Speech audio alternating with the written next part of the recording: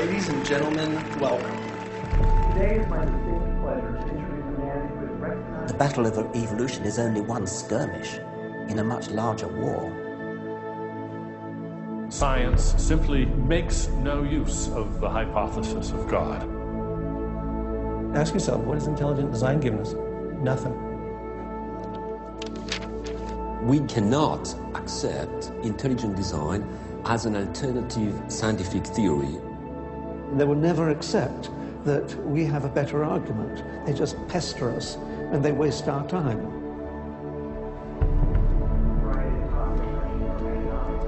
Civil rights to how to ruin your life in 10 easy steps.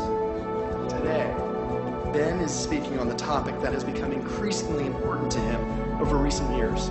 While Ben has always been an ardent supporter of science, lately he has noticed an alarming trend in the scientific establishment that could have dire consequences for every American. Without further ado, please join me in giving a warm welcome for Mr. Ben Stein. Thank you. Thank you very much. Thank you very, very much. Thank you. Thank you very much, everybody. Thank you very much, gangsters. Thank you very, very much. Freedom is the essence of America. We're talking about freedom of speech, freedom of assembly, freedom from fear, freedom of religion. Martin Luther King said, America is essentially a dream, and he said it is a dream of freedom and equality, and freedom is the way to equality. And America simply would not be America without freedom. In every turning point in our history, the decision has always been about freedom. Freedom is what makes this country great. Freedom has allowed us to create, to explore, to overcome every challenge we have faced as a nation. But imagine if these freedoms were taken away. Where would we be? What would we lose? Well, unfortunately, I no longer need to imagine. It's happening. We are losing our freedom in one of the most important sectors of society, science. I have always assumed that scientists were free to ask any question, to pursue any line of inquiry without fear of reprisal. But recently, I've been alarmed to discover that this is not the case. It all began when I met evolutionary biologist Richard Sternberg in Washington, D.C. His life was nearly ruined when he strayed from the party line while serving as editor of a scientific journal affiliated with the prestigious Smithsonian Museum of Natural History. Your office was over there?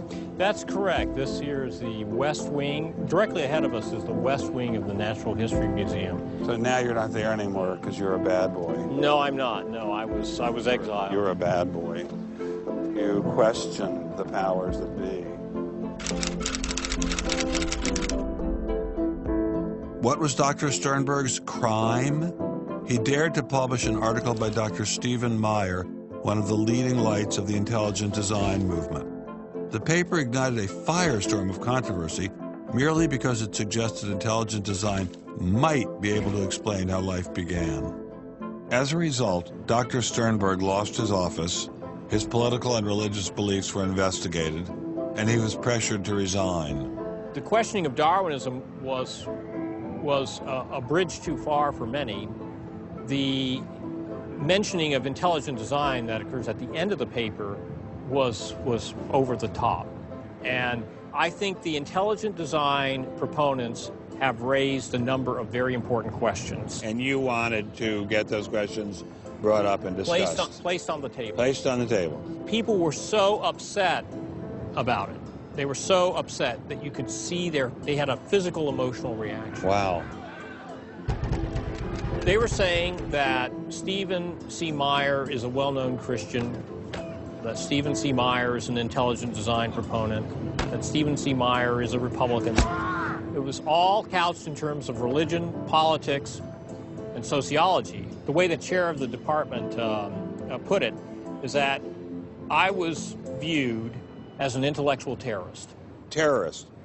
Because of giving the topic of intelligent design some modicum of credibility. What happened to Dr. Sternberg was terrible, but surely it was just an isolated case. I was still pretty skeptical, so naturally I checked in with the head of the Skeptics Society, Michael Shermer. So I can't prove there is no God, or Yahweh in your case, any more than I can prove there is no Isis, Zeus, Apollo, Brahma, Ganesha, Mithras, Allah, or for that matter, the flying spaghetti monster. And think about just one thing. Why would the aliens look like this? Well, that's these are who drew that? bipedal. Who drew that? Skepticism, it's not a position you take. It's just an approach to claims. This one is called the borderlands of science, where sense meets nonsense. Is intelligent design nonsense? Well, it's unproven, so in that sense, it's nonsense. So I would put it in the sort of shaded areas between good, solid science and total nonsense. You know, it's sort of 3/4 of the way toward the nonsense side. But you think, nevertheless, people should be allowed to speak about it and publish papers about it? They are free to write and publish and be heard in public forums and go to conferences just like everybody else does. Well, what if a person published something, say at the Smithsonian, in favor of intelligent design, and then lost his job over it? And it had been peer-reviewed, and published, and then he lost his job over it anyway. What would happen? What do you think about that situation? I think that particular situation, there was something else going on. What was going on? I don't know. I mean, I don't know, because I don't know, but I think there had to be something. People don't get fired over something like that.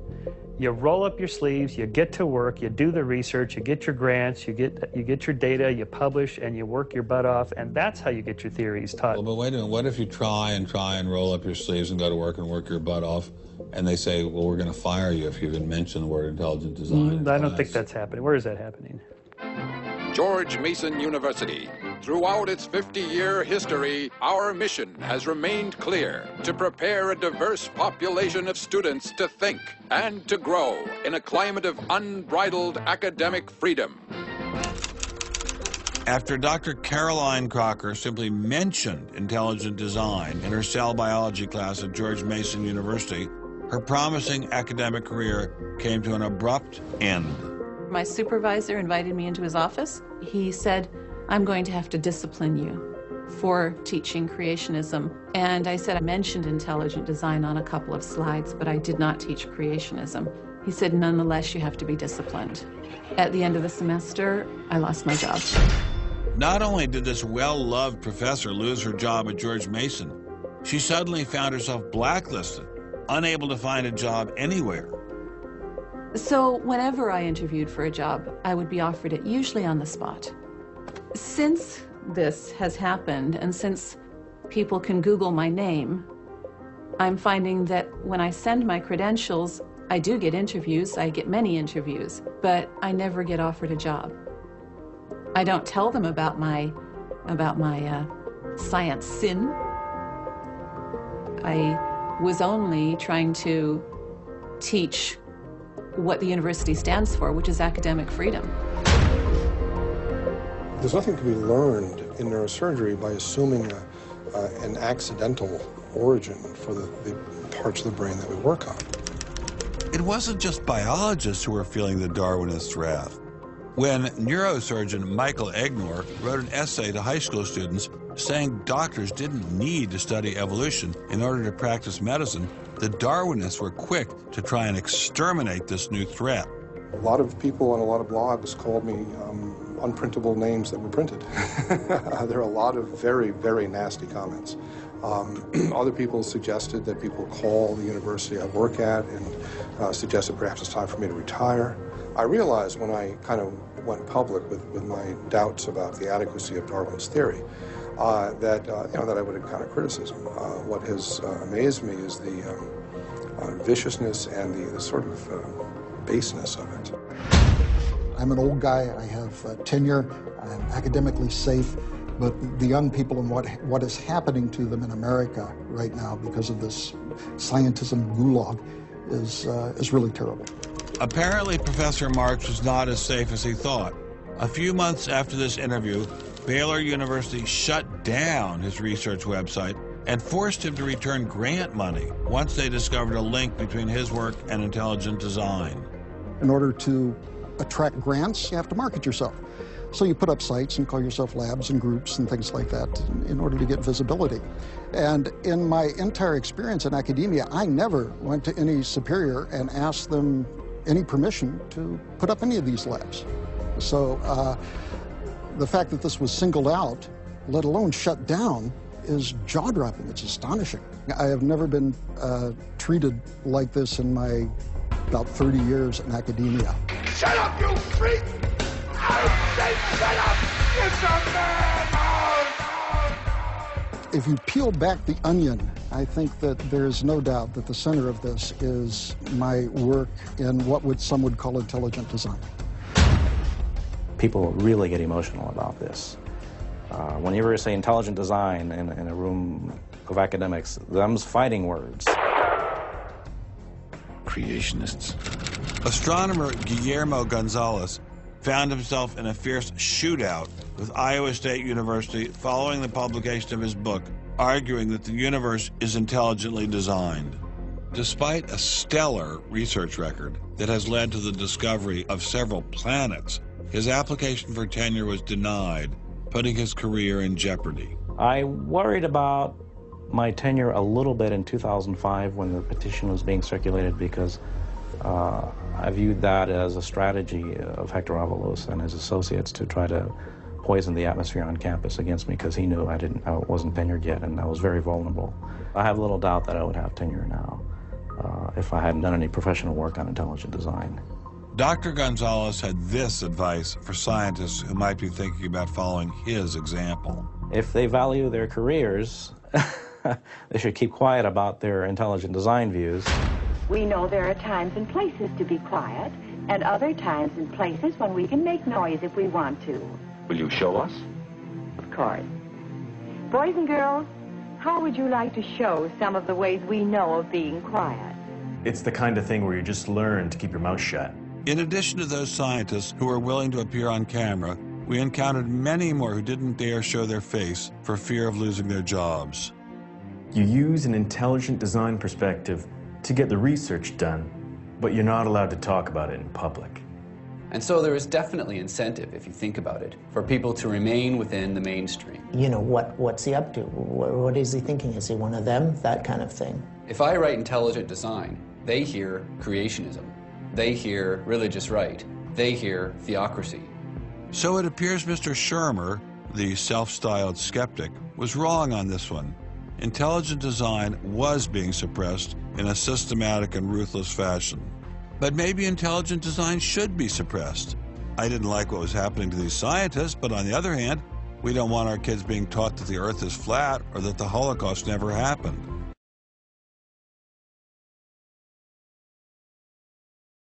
It was time to ask the scientific establishment what was so bad about intelligent design. Intelligent design people are not genuine scientists. Intelligent design is a racket. It's just propaganda. The only intelligent thing about it is to have got people to call it that. It's really very stupid as well. Everybody knows science education in America is appalling.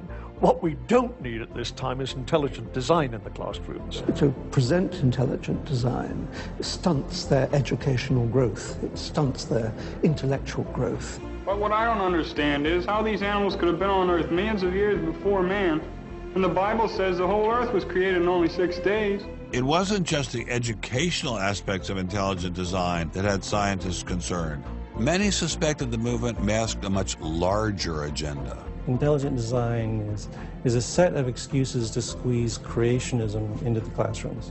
Get intelligent design in the schools today, and we can have school prayers tomorrow. Any other complaints? Can you imagine anything more boring? The boredom attached to ID is supreme. It is so boring that I can't even bother to think about it much anymore. It's just utterly boring. Love is in the air, everywhere I look around. Love is in the air, every sight and every sound. Love was in the air, all right, but none of it was directed toward intelligent design. There seemed to be a lot to hate about ID, and nearly all of that hatred was focused on one place. The people from the Discovery Institute, the people who are doing the intelligent design, they're all varnish and no product. The Discovery Institute is a propaganda mill. It's an institution designed to suck in money from religious investors and turn it into a sanitized, somewhat secular version of the creation story to get it into the schools. If they have a way of understanding nature that's superior to the one that we all are making lots of discoveries using, great. Bring it on.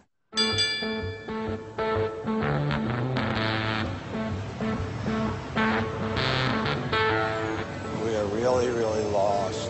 I think it's on 3rd. I think it's on 3rd. I think it's down there. I have no idea where this place is.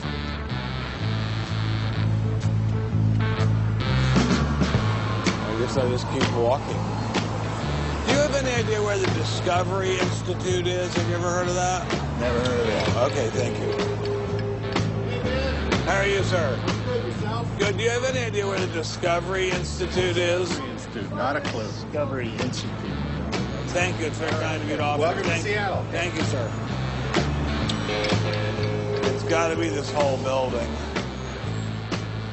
Yes, where is the Discovery Institute, please, sir? It's the main floor, suite 808. Okay, very good. Aha! Success at last. Aha! We found you. Are you Bruce Chapman? I am. How are you? I'm Ben Stein. Well, very kind of you to have me here. Well, I'm delighted to meet you. Can I look around and see your office? Absolutely. Do you just have this floor, or do you have several other floors as well? No, this is it. This is it? You've made an awful lot of trouble for being in such a small office. I thought it was going to be like the Pentagon. We're like the little boy that said the emperor has no clothes. And he didn't have a big organization either. When you go around and raise funds, your people are not saying to you, by the way, we're going to get all these scientists out of the classroom and put Christ back in the classroom. Well, I don't know that Christ has ever been in the science classroom. This is not a religious argument. This is something that people, we have fellows who are Jewish or agnostic or various other things. There are people, there are Muslim scientists. There are people of all kinds of backgrounds who agree that Darwin's theory has failed. And so why would you bring religion into it? You don't need religion. This is a red herring, and people who don't have an argument are reduced to throwing sand in your eyes. Well, if the Discovery Institute could get its wish about this subject, what would your wish be? Well, on this subject, as on others, we'd like people to be able to have a robust dialogue and even a debate where the evidence, the best evidence, in this case, the best scientific evidence is made available to people. Well, surely no one questions there should be a debate. Oh, yes, they do. They do? They say the debate has been settled. Well, that the issue's when settled. was the debate settled? Ben, I'd like you to talk to the scientists. You don't want to get your science from me. Mr. Chapman claimed ID had nothing to do with religion. So Why was my first stop Biola University, formerly known as the Bible Institute of Los Angeles?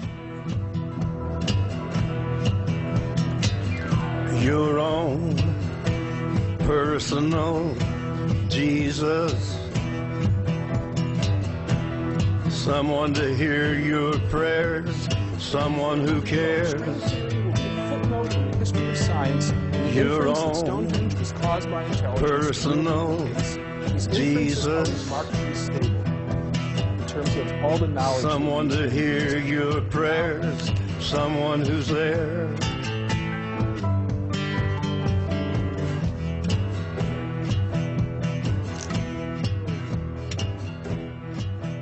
How much money have you ever gotten from Jerry Falwell?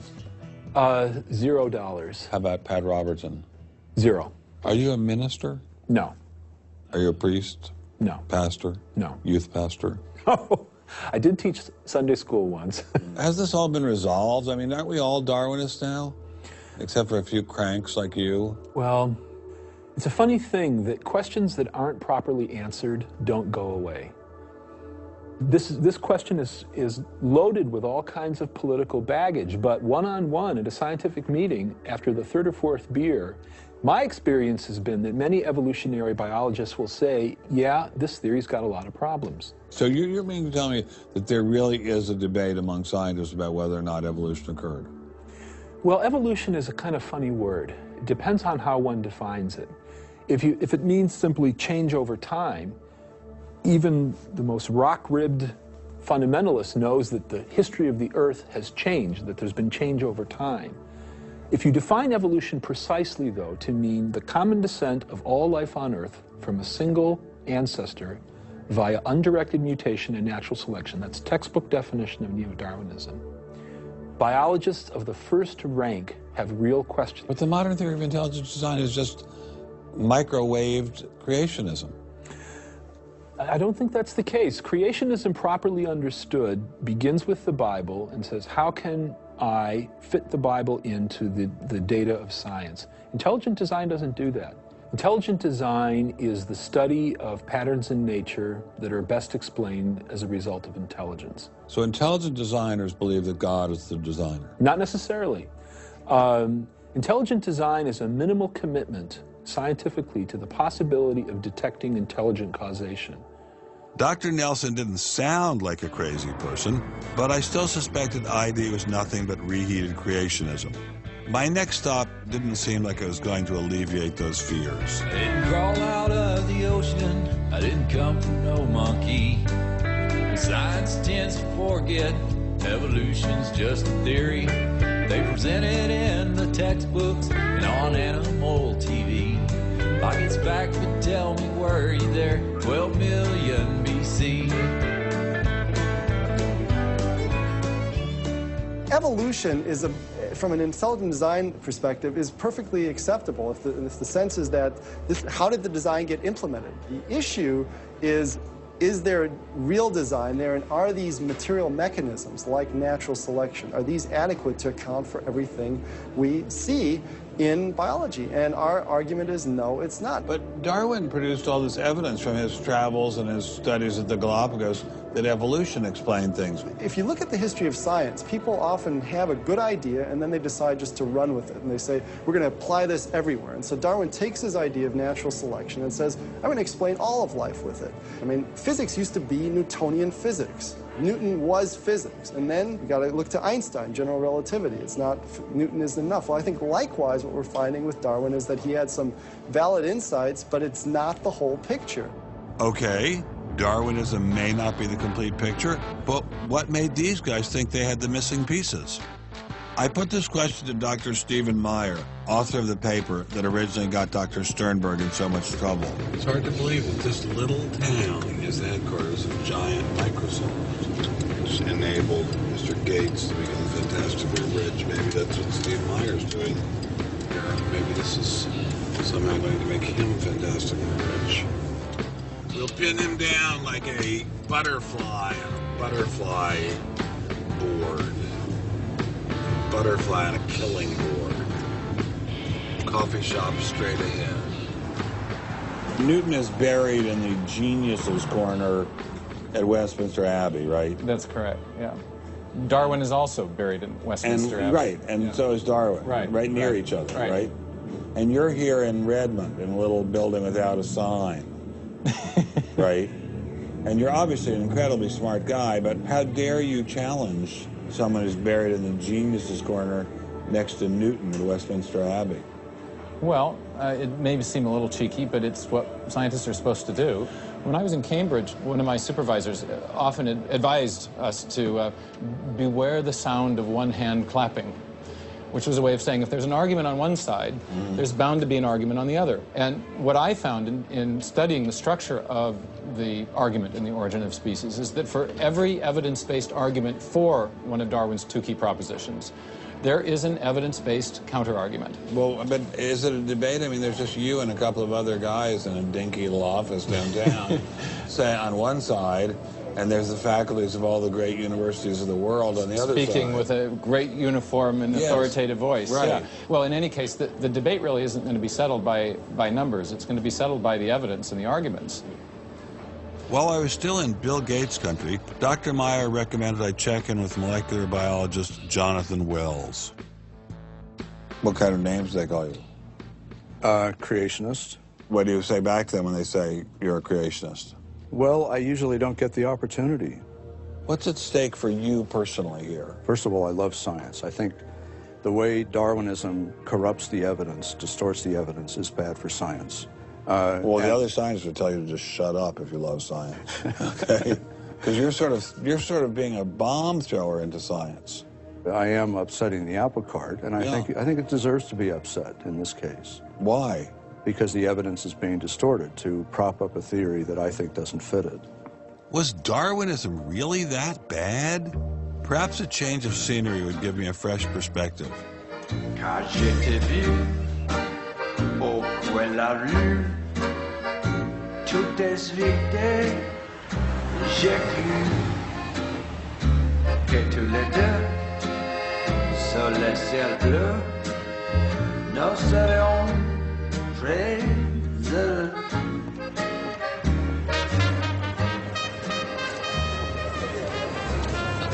Mr. Berlinski, I assume? How are you, sir? So where are you from originally? I was born in New York. Yes. Spent 31 years in Manhattan. Yes. And I spent a lot of time in California, too. And tell me all the various universities where you studied or taught. No, I was at Princeton, and I had a professorship at Stanford, and then I left Stanford, and I taught at Rutgers. I left Rutgers, and I taught at the City College in New York. I left the City College of New York. I taught at the Baruch College. I taught at San Jose. What did you teach at Baruch College? Anything they wanted. Come on in. Thank you, monsieur. What an old building. Wow. It's the oldest in Paris. You're kidding. Merci, monsieur. Ah, je vous en prie, monsieur. Merci. Wow, this is fabulous. Let's put it this way. Before you can ask, is Darwinian theory correct or not, you have to ask the preliminary question, is it clear enough so that it could be correct? That's a very different question. One of my prevailing doctrines about Darwinian theory is, man, that thing is just a mess. It's like looking into a room full of smoke. Nothing in the theory is precisely, clearly, carefully defined or delineated. It lacks all of the rigor one expects from mathematical physics, and mathematical physics lacks all of the rigor one expects from mathematics. So we're talking about a gradual descent down the level of intelligibility until we reach evolutionary biology. We don't even know what a species is, for heaven's sakes. So his theory is smoke, but elegant smoke. There's a certain elegance to it, but, you know, I think Einstein had the appropriate remark. He preferred to leave elegance to his tailor. A room full of smoke? That certainly wasn't what I was hearing from prominent Darwinists like Richard Dawkins. Evolution is a fact. It's a fact which is established as securely as essentially any other fact that we have in science.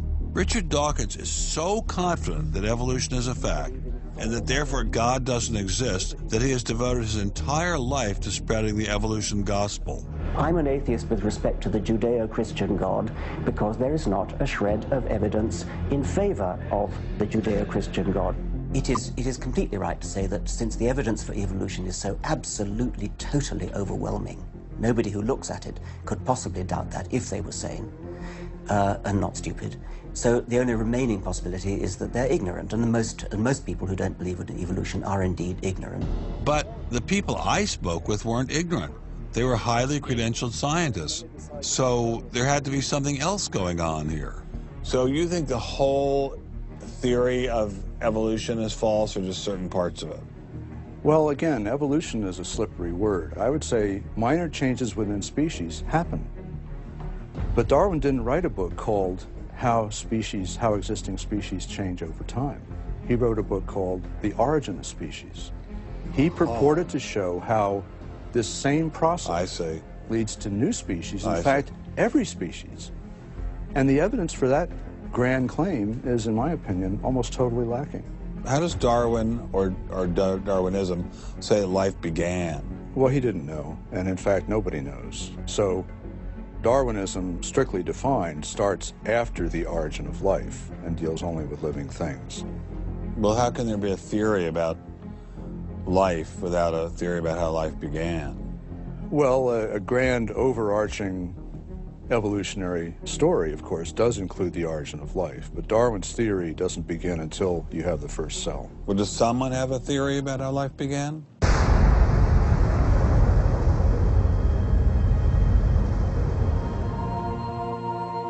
This is the story of a small planet in space called Earth. For a typical Darwinian explanation of how life originated, Dr. Wells directed me toward this documentary. The chemical elements essential for life, hydrogen, oxygen, carbon, and nitrogen, were now in place. What was needed was a way of combining them. Perhaps the energy came from lightning. Whatever it was. Excuse me? Whatever it was, energy managed to arrange these chemical ingredients in just the right way. Whatever it was? I was hoping for something a little more scientific.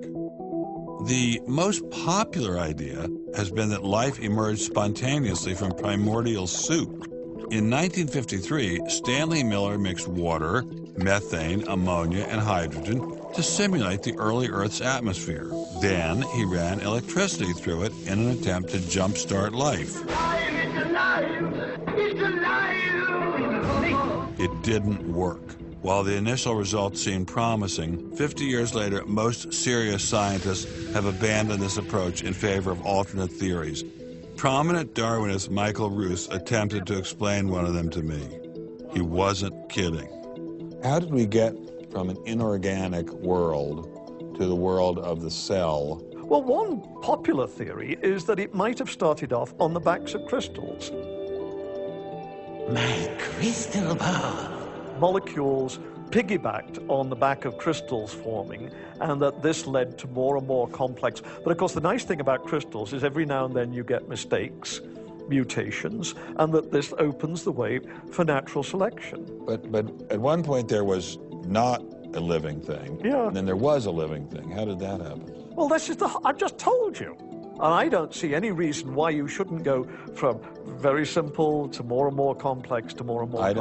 I don't either, but I don't know how you get from mud to a living cell. That's my question. Yes, well, I've told you. I think it's on the back of crystals. On the backs of crystals. On the backs of crystals is at least one hypothesis, yes. So that's your theory, and you think that is more likely and less far-fetched than intelligent design? I think it is. I wouldn't put Ben Stein's money on Dr. Ruse's joyriding crystals, but it did make me wonder, what were the chances of life arising on its own? It's been speculated that probably there would have to be a minimum of about 250 proteins to provide a minimal life function. If that's really true, then I think it's almost inconceivable that life could have happened in some simple step-by-step way. Okay, so the simplest form of life requires at least 250 proteins to function. What's so difficult about that? Welcome to the Casino of Life. Who wants to spin for a chance to win? Oh, sure. I'll give it a shot. What do I win? Take a look at this. How about the world's first single-cell organism? This perfectly aligned string of proteins could be yours. Now, take a spin.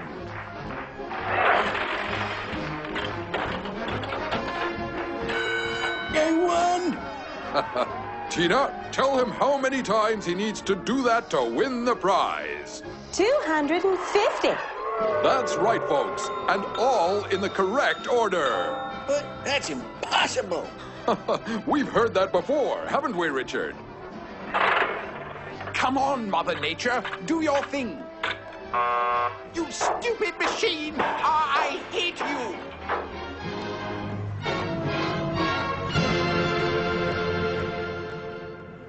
We're talking about something that's staggeringly improbable, roughly 1 in a trillion.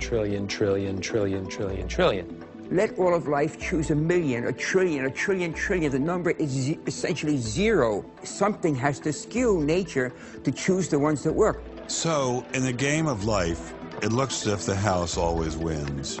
Luckily, some serious scientific minds have figured out a way to beat the odds.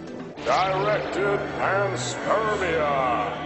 When faced with the overwhelming problem of the origin of life, Nobel Prize winner Francis Crick proposed this theory, that life was seeded on Earth, which basically means aliens did it.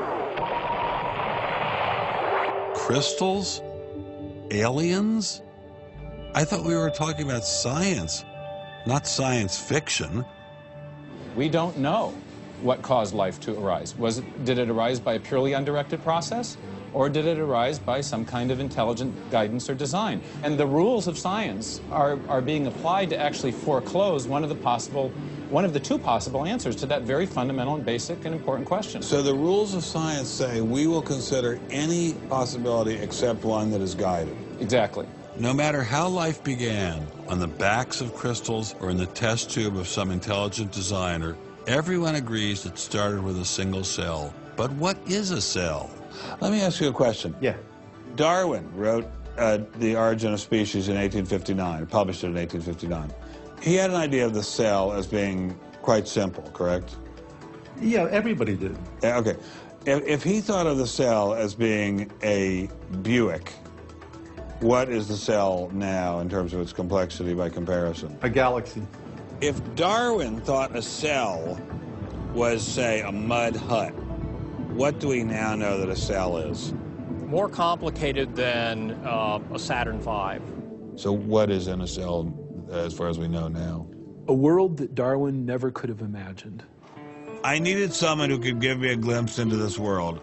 So we went to molecular biologist Doug Axe. Think of a cell as being a nanofactory, a factory where, on a very small scale, digital instructions are being used to make the components of the factory. Here we have the famous DNA double helix. You can see the two helical strands that are intertwined and wind around each other on the outside of the molecule. This is the material that stores all of our genetic information.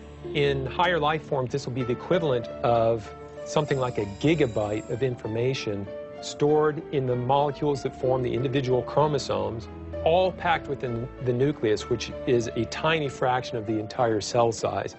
So what does DNA do?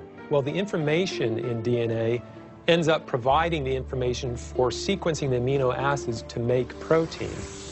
So we have information in a one-dimensional form that provides the information for a three-dimensional form.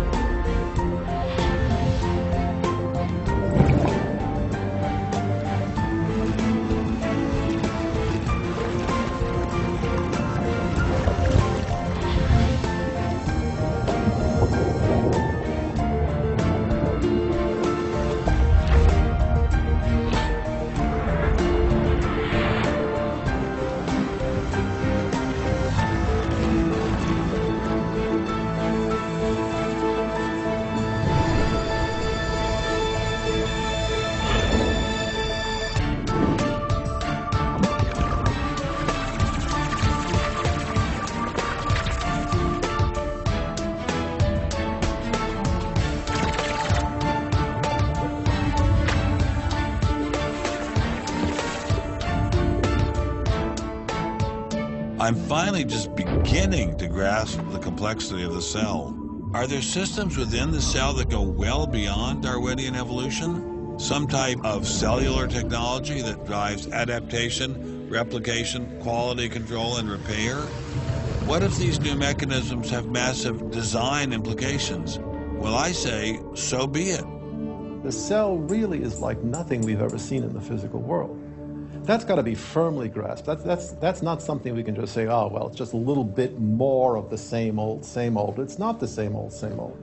We are finding is that there's information that's in the cell that cannot be accounted for in terms of these undirected material causes. So there's, it has to be. And so there's some other, so it has to be an information source. So one of the key questions faced by modern biology is, where do you get information from? Well, Darwin assumed that the increase in information comes from natural selection. But natural selection reduces genetic information, and we know this from all the genetic population studies that we have. And where does the new genetic information going to come from? Well, that's the big question.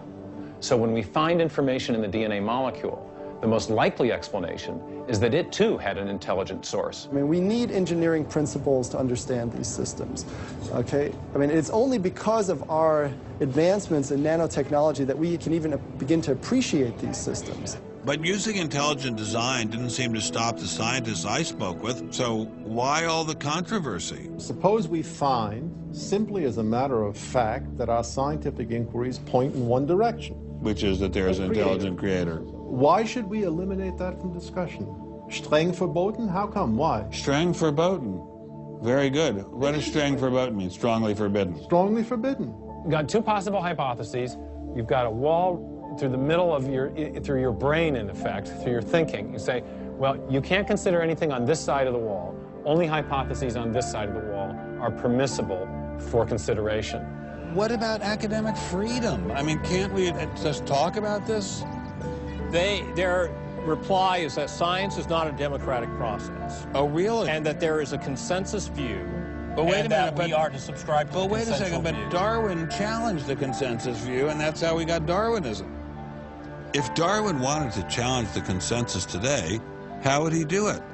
Science isn't a hobby for rich aristocrats anymore. It's a multi-billion-dollar industry. And if you want a piece of the pie, you've got to be a good comrade. Scientific ideas. How we get them to you, the people. Every idea must be inspected to ensure that it is safe. All theories must pass through a series of checkpoints. First, the Academy. Getting a controversial theory through the Academy can be dangerous. Few people know this better than Congressman Mark Souder. He uncovered a targeted campaign led by individuals within the Smithsonian and the National Center for Science Education to destroy Dr. Sternberg's credibility. If you want peer reviews, if you want to be published, if you want to go to respected institutions, the core view does not tolerate dissent. There's kind of a, this is the way it is, and anybody who's a dissenter should be squashed. Are you going to be on my side if I let you up? Sure, Chick, sure. I'm on your side. Just let me up. I'll do anything you say. Souder isn't the only one who has witnessed the Academy's tactics. Journalist Larry Witham has seen similar behavior during his 25 years of covering the evolution controversy.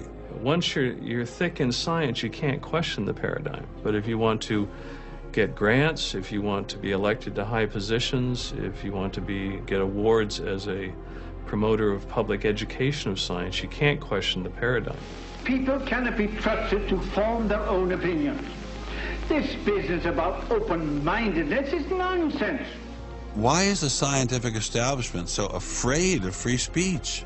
There is this fear that if one aspect of a theory is closely scrutinized, there's going to be an unraveling. Who are you? Oh, I am the great and powerful Wizard of Oz. I interviewed dozens and dozens of scientists, and when they're amongst each other or talking to a journalist who they trust, they'll speak about You know, it's incredibly complex, or molecular biology is in a crisis. But publicly, they can't say that. Keeping a keen eye on the Academy, our various watchdog organizations. Listen to Eugenie Scott of the National Center for Science Education. The NCSE has been at the heart of virtually every evolution controversy over the past 25 years, vigorously defending the Darwinian gospel. We have had a lot of business, unfortunately, at NCSE in the last few years, because virtually every state in which science education standards has come up for consideration has had a big fight about the coverage of evolution in them. NCSE was started by a group of scientists and teachers who were very concerned because in the late 70s and early 80s there were a lot of attempts to pass equal time for creation science and evolution laws. And clearly this is something that neither scientists nor teachers liked. It wasn't exactly help the creationists are coming, but it's, you know, kind of along those lines. Most scientists just throw up their hands and say, creationists, they drive me crazy, you know, you handle it. We've worked a lot with science education organizations. The most important group we work with is members of the faith community, because the best kept secret in this controversy is that Catholics and mainstream Protestants are okay on evolution. Are you sure about that, Eugenie? Liberal Christians have been fighting with conservative Christians for so long that they'll side with anybody against the fundamentalists. And Eugenie Scott says, well, welcome over. There's a kind of science defense lobby, or an evolution defense lobby in particular. They are mostly atheists, but they are desperately wanting to be friendly to mainstream, sensible religious people. And the way you do that is to tell them that there's no incompatibility between science and religion. But is there really an incompatibility? Can't we believe in God and Darwin? Implicit in most evolutionary theory is that either there's no God or God can't have any role in it. So naturally, as many evolutionists will say, it's the strongest engine for atheism. If they called me as a witness, and a lawyer said, Dr. Dawkins, has your belief in evolution, has your study of evolution